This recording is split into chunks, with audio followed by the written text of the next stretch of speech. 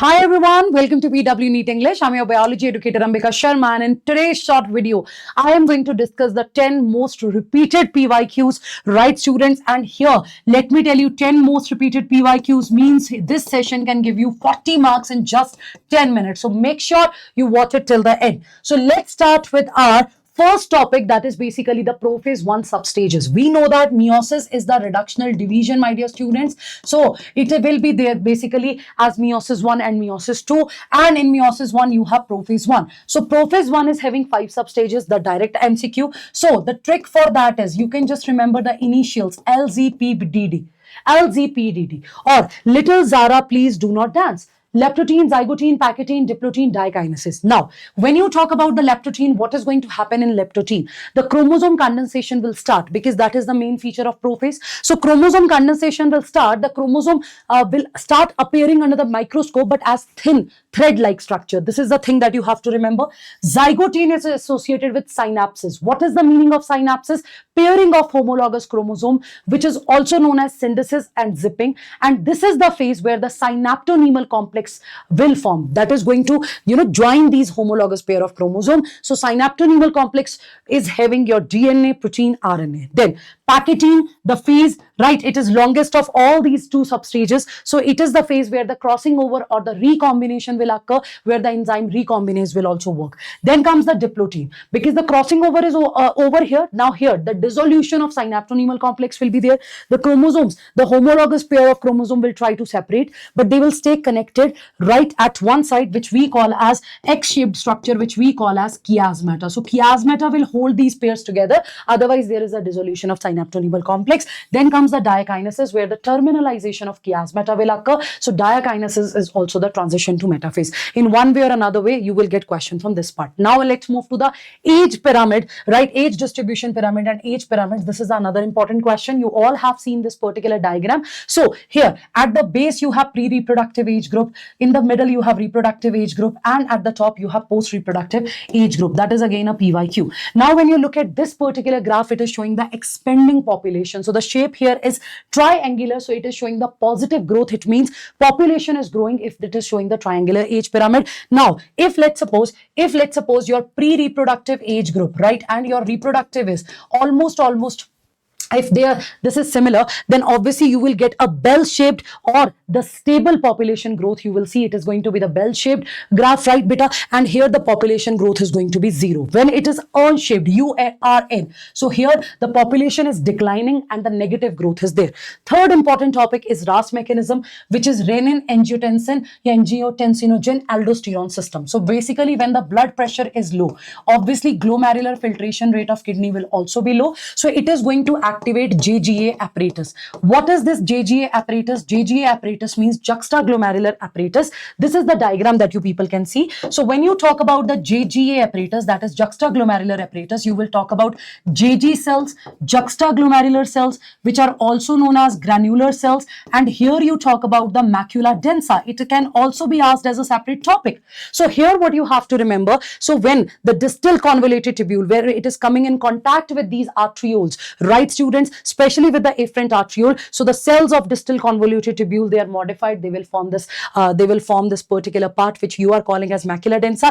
And here in the arterioles, in their wall, these cells, right, we will see that cells, juxtaglomerular cells are there, which are granular cells. So these are the cells which are going to release renin. So it is RENIN, single N is there in the case of kidney. So what is going to happen when there is the low blood pressure, low GFR, JGA apparatus will get activated. JGA cells are going to release renin. So this renin, my dear students, it will act on, right, to which it will act on? It will act on angiotensinogen. So what is this angiotensinogen? So remember, angiotensinogen, it is basically an inactive plasma protein. What's that, beta? It is an inactive plasma protein and it is synthesized by liver. That's a separate PYQ. So it is synthesized by liver, but it is present. Where is it present? It is present here in the blood plasma. So when this renin will act, this renin is going to, right students, this renin is going to act on this angiotensinogen. It is going to activate it. So your angiotensinogen will become, right, when renin will act on it, it will become angiotensin 1, and then this angiotensin 1 will be converted to angiotensin 2. Who's going to convert that, my dear students? Here you have ACE enzyme. What is the meaning of ACE enzyme here? ACE enzyme means this is the angiotensin converting enzyme, so it is secreted by lungs, right? Lungs are going to release this angiotensin converting enzyme, which will make angiotensin 2. So this angiotensin 2, it also act on the proximal part of your nephron, right? Plus it is also acting on the adrenal gland, and more precisely adrenal cortex, which is then going to release the aldosterone. Okay, so when it is acting, because it is also having vasoconstrictory effect, it constrict the blood pressure, blood vessel, and help in increasing the blood pressure. So your angiotensin 1 will be converted to angiotensin 2, which will act directly on the blood vessel. It will stimulate their vasoconstriction, right? It will constrict blood vessel, their narrowing will be there, obviously blood pressure will increase. Now it is also acting on adrenal gland. To be more specific, it will act on the adrenal cortex beta, which in return will release aldosterone. So this particular hormone, it will act on the kidneys, it will act on the distal part of the kidney and help in the reabsorption of salt and water. So sodium will be reabsorbed, water will be reabsorbed, and meanwhile potassium will be excreted, right? So in this way they are going to and restore this blood pressure, blood volume, and the GFR as well. So this is another diagram. So the notes will be shared in our official WhatsApp group, in my Telegram group as well. So here you people can see the complete flow chart. So angiotensin 1 will be converted to angiotensin 2 by the ACE enzyme, angiotensin converting enzyme released by the surface of pulmonary and renal endothelium. So basically what will happen, sodium reabsorption, right, will be there, and potassium excretion will occur. So water retention will increase. That's how it acts. And meanwhile, aldosterone function is also clear to you. Do keep it in your mind. Next question, it is again from the population growth. So here you can see natality, mortality, immigration, emigration. Natality means number of birth during a given period in the population that will be added to the initial density. Mortality, you can know that as well, number of death. Immigration in number of individual of the same species that came into a habitat, right? So immigration is the one that are going to leave. Now look at this. So when you talk about the population density, beta, natality and immigration, they are going to contribute, they are going to increase that. Emigration and the mortality, they are going to decrease that. So if you have to check the population density, at time t plus 1, so you will go for nt plus, right? That initial population density you have to consider. So birth and immigration, they are contributing, but death plus emigration, they are not. So we are going to subtract it and we are going to get our result. So this is something very important. And do remember, when there is a special, normally natality, mortality are going to decide the population density, but when there is a special case, like when there is a new habitat, then your immigration is going to be a very important factor. So these are the things that you have to keep in your mind. This diagram is important. Now, moving ahead, now we are going to talk about the pyramids here. So you know that we talk about the pyramid of number, right? This is from your ecosystem. So when you talk about the pyramid of number, first let's talk about that. So in the case of aquatic ecosystem, you discuss that in the case of terrestrial ecosystem, and bache, we also consider it in the case of tree dominating ecosystem. This is what we see, pyramid of number. So when you look at this particular graph, so pyramid of number in grassland, in terrestrial ecosystem, so producers are more, primary consumer then are less, obviously, right? Then secondary, then tertiary. So maximum number is of producer, then primary consumer, secondary and tertiary. So here you are going to say that it is going to be what? It is going to be upright here. It is going to be what? Upright here, right? This is for the pyramid of number in basically grassland ecosystem. Now, this another diagram for the pyramid of number. So in grassland ecosystem, it is going to be upright same way beta, in pond ecosystem, in aquatic ecosystem also, it is upright. Phytoplanktons are more, zooplankton are less, small fishes are lesser, and then least will be large fishes. So here also it is upright. That's what you need to remember. And here it can be inverted or spindle shaped, right? These are the shapes that you have to remember.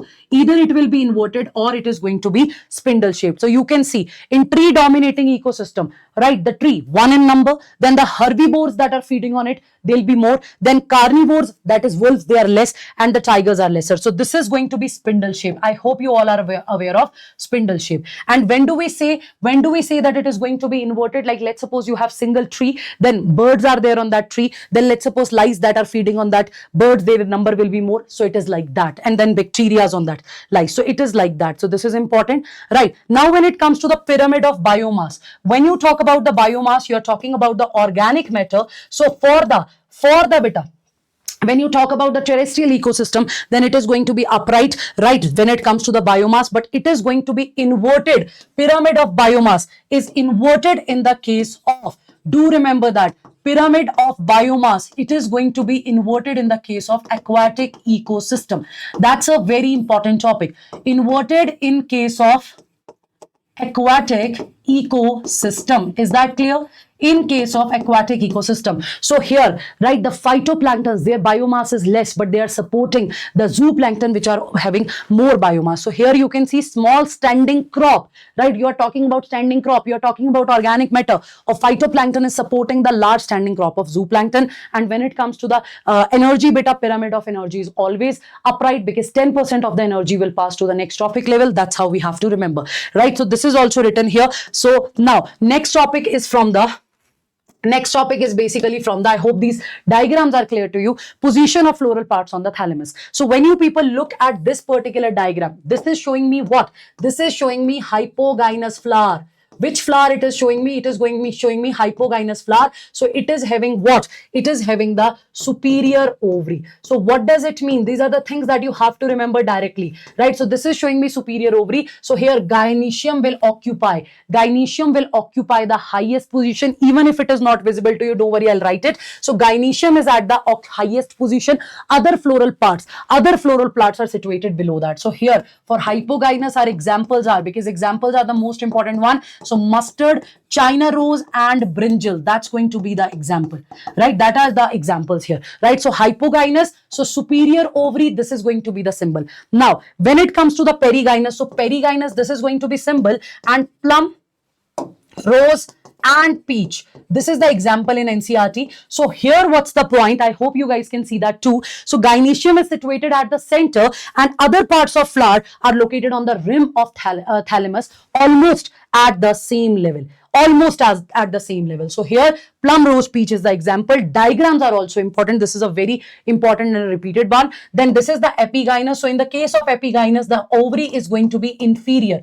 Which ovary do we have? Inferior ovary is there. Here the margin of thalamus, they'll grow upward beta, and they'll enclose the ovary, right? They will, and this will get fused with it. So other floral parts, they will rise above the level of ovary. So here the ovary is inferior, but it is having more degree of protection. So it is the epigynous flower. So guava, cucumber, ray florets of sunflower, these are the example, very important one. Now this table from algae, another repeated question. We know that green algae is your chlorophyce, brown algae is your phaeophyce, and then you have red algae, rhodophyce. So major pigments in green algae, chlorophyll A and B. For brown algae, A, C, but the brown color is due to the fucoxanthin. Red algae, right, A and D is there, red, duh. So here phycoerythrin is the one which is going to give the dark color. So red algae you will even found in the deep water layers, you will find it. So stored food in the case of chlorophyce is starch. In the case of phaeophyce, right, brown algae, it is going to be mannitol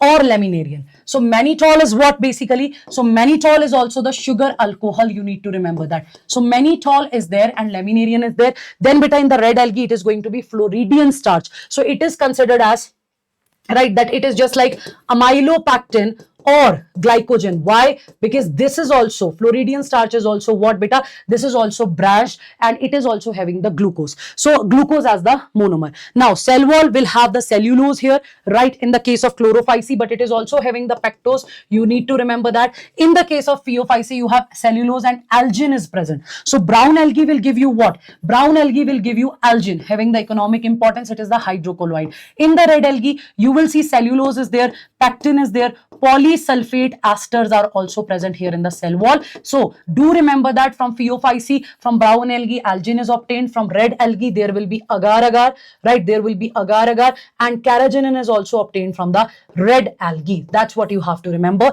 So in the case of green algae, you will see that the basically asexual spore, zoospore. So flagella, right? Flagella, it will be 2 to 8 in number. They will be of equal size. They'll be apical at the head region. In the case of brown algae, 2 unequal size flagella will be there. They are heterocon. They are laterally placed. In the case of red algae, very important point, they lack any motile structure. That is what you have to keep in your mind. They don't have any motile structure. Zoospores are absent. So chlorophyceae will be there in fresh water, salt water, and brackish water, which is having salt concentration, right? More than fresh water, lesser than marine water. So this is what you have to remember, and do try to recall this part also. Jaise Volvox, Ulothrix is given green algae, right? Here you are having the laminaria, fucus with air bladder with diplontic life cycle, dictyota is there, and red algae is Porphyra, Polysiphonia is there. Is that clear? So that's what you need to know. Now next important question is from this part. You know that these are the surgical method. So in vasectomy, vas difference will be cut and tied. Surgical method hai,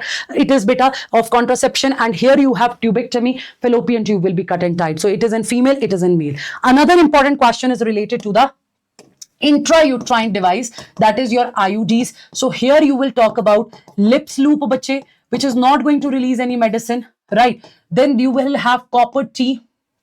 Then you will have, right? Then you will have copper releasing IUDs.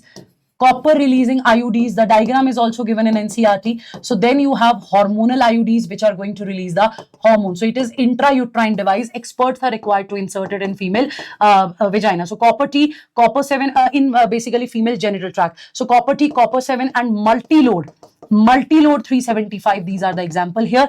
Here in lip, this is lips loop. So my bad, it is non-medicated IUD. It is not going to release any medicine or anything. So its example is lips loop. Then you are having the hormone releasing IUD, where you are having the example of Progestasert or LNG20. So here you can see IUDs very commonly used in urban India. So they are, doctors or experts are going to put it in the uterus through vagina. So they are present as non-medicated. So examples are important. So I will write it here as well. So this one is Progestasert and LNG20. That's what you have to remember. So here this IUD will do what? Right? IUD will increase the phagocytosis of sperm within the uterus, and the copper ions will also release, that will suppress the sperm motility and fertilizing capacity of sperm. And then when it comes to the hormonal IUDs, what will they do, beta? What will they do? They'll make the uterus unsuitable for the implantation, and cervix will be hostile to the sperm. So this is what you have to remember. So in non-medicated one, what will be there? When they'll be inserted in the female uterus, so obviously, right, they will cause little perforations also, blood flow will be there, right? WBCs will be there, and whenever there will be the sperm, they are going to eat the sperm, they are going to destroy the sperm. So these are the 10 most repeated questions, beta, right? Most important topics, beta, right? So this is something you have to remember. And one more thing I would like to mention, beta, our 6th anniversary of PW is going on, right? Let me show you basically here, so you people can see, right? 6th anniversary sale offer is there, and you people can avail any of our batch at just rupees 4,000. So if you are preparing well for NEET 2026, very good. But if you are clear that this time it's not possible for me to complete the syllabus and to give my best, so guys, you can go for our Yaqeen NEET English batch. Trust me, the batch is going to be amazing. You are going to love this. The classes are going to be so good, beta. In the class itself, MCQ practice will be there. So just at rupees 4,000, you people can avail that particular batch as well. And do let me know that, do you need more such sessions? Do you need more sessions like this, in which I am revising most important topics in less than 10 minutes or in less than 15 minutes? So if you want that, do let me know in the comment section. Otherwise, I will not continue this series. So here you can see, beta, Monday, I will be taking the genetics one shot, your most awaited one. So be the part of this channel and just start studying properly. But if you are clear that, ma'am, this time I cannot do that because my syllabus is pending, go for the NEET 2027 as well. Right, beta? And if you are in 11th, go for Arjuna batch, or for 12th, Lakshya batch is there. So see you all soon. Take care. Do revise it, guys. Tada. Bye-bye. Thank you.